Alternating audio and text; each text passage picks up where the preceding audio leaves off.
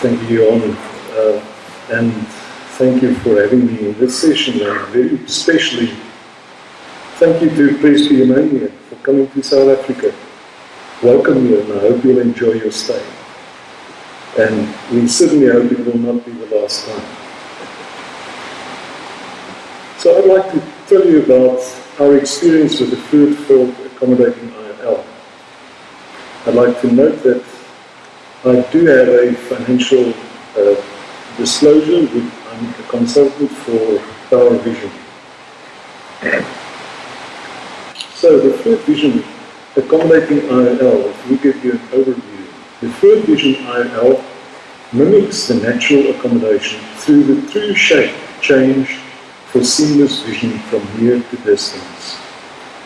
We did a pilot study approximately 3 years ago, and we demonstrated refractive as well as accommodative stability out to about 24 months. The lens provides a high visual quality, and it goes successfully through a 3.5mm incision with an injection system. We initially started out with a 4mm incision, but then went to a 3.5mm incision. The lens design and dimensions, the lens body is made from a proprietary hydrophobic acrylic elastomer. The lens and the hollow haptics are filled with a proprietary refractive index-matched silicone gel fluid. It's less than a drop that is in the lens. It's a 10mm overall diameter with a 6mm optic and a 3mm haptic height. Now, if I just put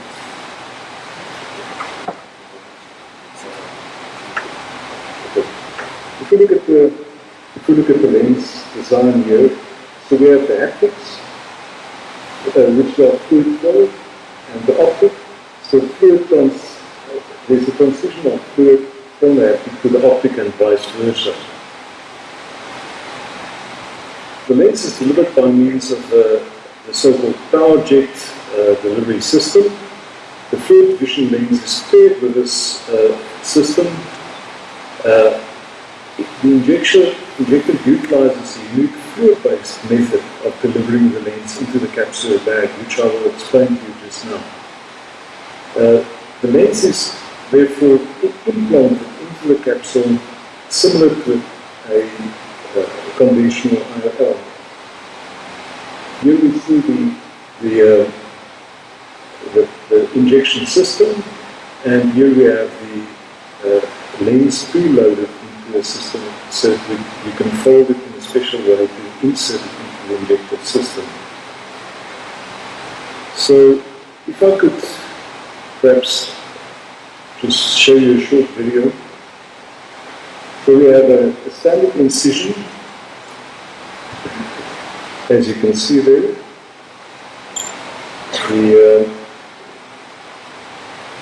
Once the incision is made, what's different is that we then use the capsule staining technique with vision glue in order to get the capsulorhexis as perfect as possible. One would like to have about a 6mm, 5.5 to 6mm size capsulorhexis, which is critical.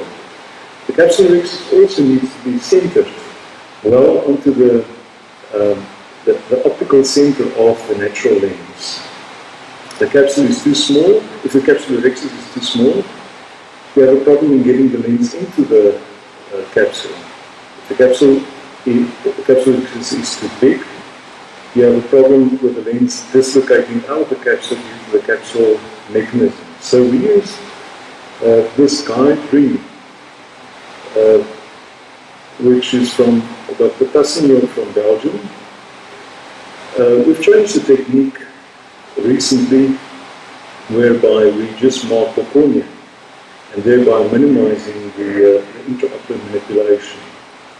So once the capsulorhexis is finished, the ring is removed, and we then measure the capsule diameter, or the capsule rex's diameter.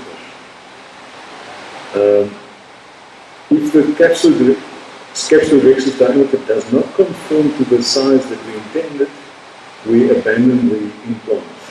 So here you can see 6 millimeters in this case. And then we proceed with a normal photoemulsification. So, how does this lens work? It is from the work from Adrian Glasser from Houston in Texas, who's interestingly an ex-South African. Adrian has shown that the capsule has got inherent elasticity in it.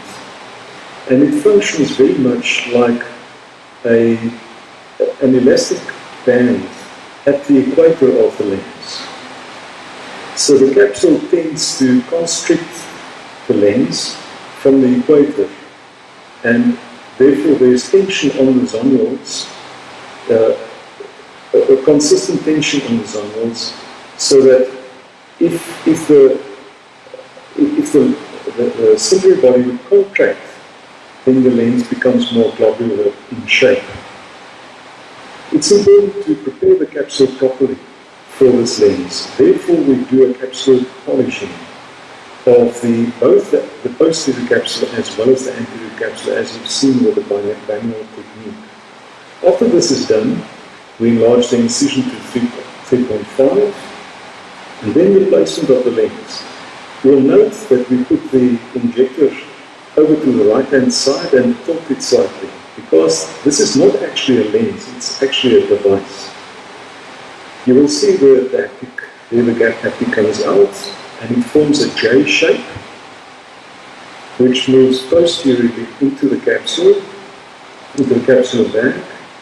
And then once the optic starts to become delivered, we rotate we rotate the injector over to the left to deliver the trailing haptic. So there's the trailing haptic going in. And then once the trailing haptic is in, we then rotate the lens to be in the horizontal meridian, so the haptics are at the 10 and 4 o'clock position. You've also briefly seen the viscoelastic method of delivery of the lens. We use a fluid propelling mechanism to deliver the lens, because the lens is quite soft in itself.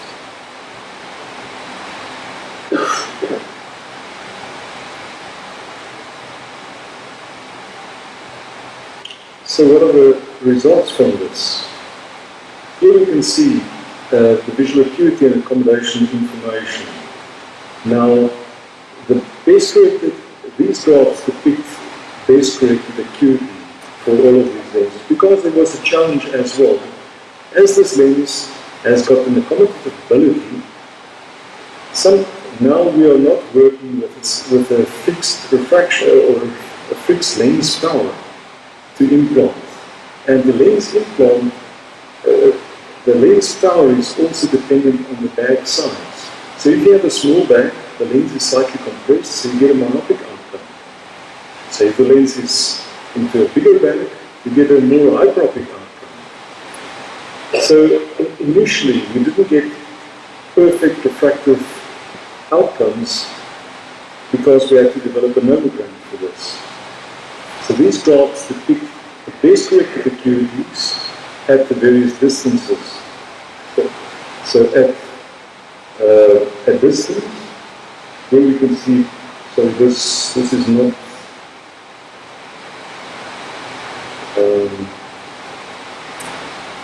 this doesn't work. Okay, so the top left-hand graph is the best corrected distance of acuity, and it's in log mark. So you can see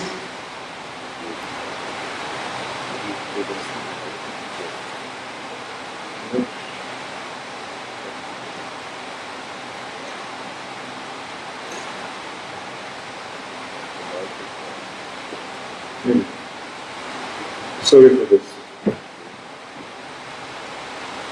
Okay.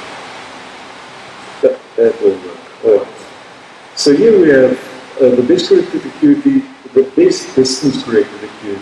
And we can see in log mark it's 0, which translates to 6/6 or 1.0. So the distance corrected intermediate visual acuity drops by 1 line to 0.1. And then the distance corrected near visual acuity drops to between 0.2 to 0.3 diopters.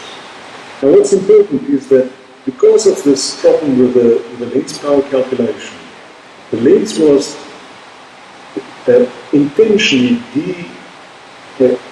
under-engineered to provide between 1 and 2 diopters of accommodation, so we can sort out the lens power. So it was known as the so-called detuned lens.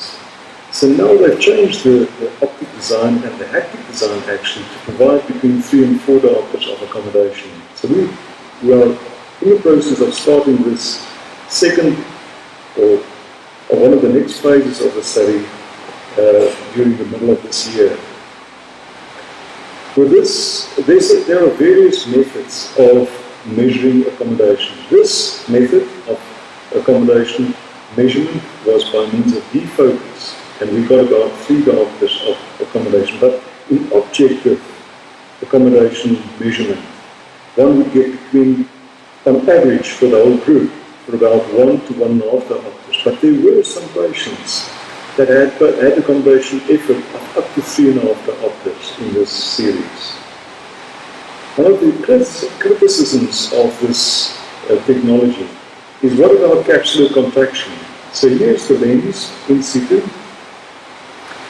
and I'd like to show you this picture here, where this is a patient who's had the lens 3 years ago, and here you can see the capsule edge,